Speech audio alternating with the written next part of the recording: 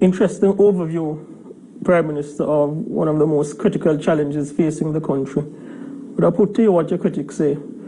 They say you promised the country safety and security when seeking office, and that you are failing to deliver. And I suppose the more direct question is, what do you say to the men and women in tough communities across the country who have to be ducking gunshots and they live in fear literally every second that they could die?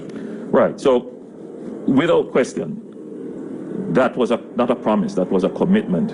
And we remain absolutely committed to that, which is why we directed our budget to increase our Coast Guard capabilities. Never before in the history of Jamaica has the capabilities of the Coast Guard been so increased, and we're seeing the results of that.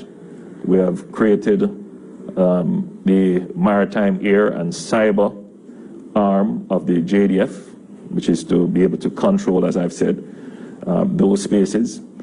And we have increased our budget to the JCF. Never before have you seen so many police stations being repaired, rebuilt, or built new, equipment, technology. So I don't think the public questions whether or not the government has placed the resources into the fight against crime and creating the national security cover for the country. And that was done under Plan Secure Jamaica. The challenge that we have now is that these investments take time to materialize.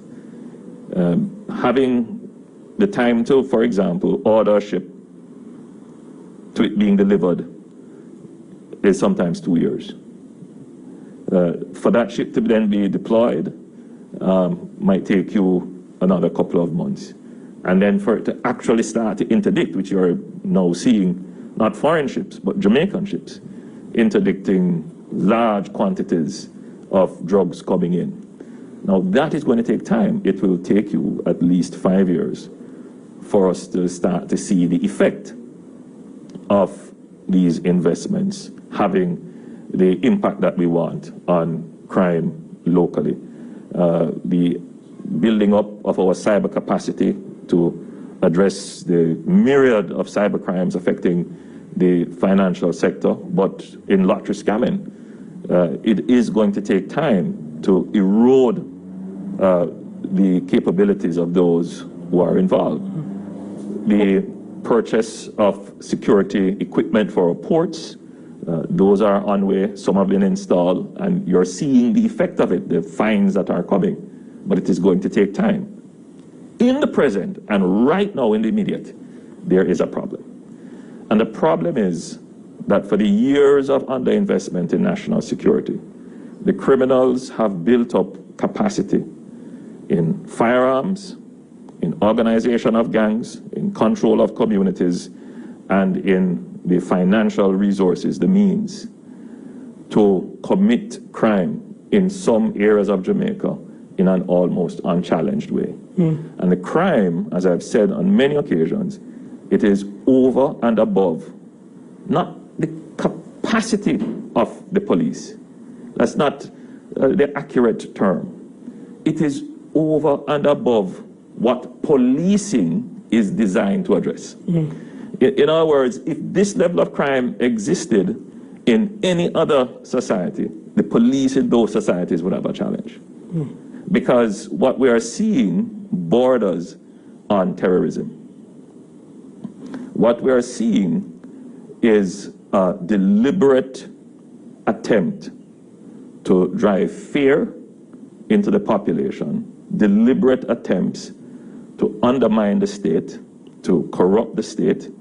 And, you know, it is interesting that a part of the testimony that came out in some of the trials of the gangs is that the gang leader saw the murder rate going down and gave instructions that they must increase the rate, they must go and kill more people. So there is intelligence behind the criminal activity that is taking place.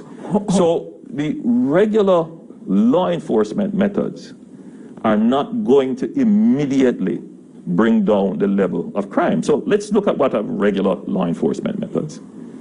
Let's look at what we have done with the interdiction of gangs.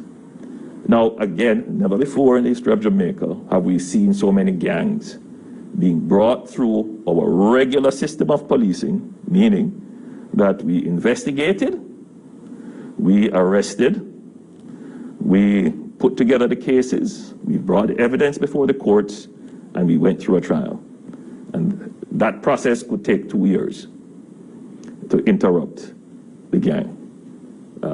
And you have over 100 gangs operating with the limited resources of our investigations and dynamic operations to go and interdict and arrest and so forth. So you see the magnitude of the problem. So we are investing in regular policing in order to maintain public order. So I want the country to understand that we are not saying that regular policing can't work.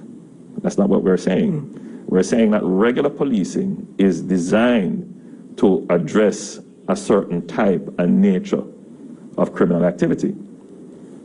But when the criminal activity that we have now reaches to the point where it could threaten the very existence of the state, it requires a different response from the state. It requires the state to arrange its resources and strategies in a different way in order to address that threat that is diminishing the assurance to the citizen that they would be able to enjoy their life and freedom and their assets. And I'm saying that that arrangement requires certain powers to be given to the state.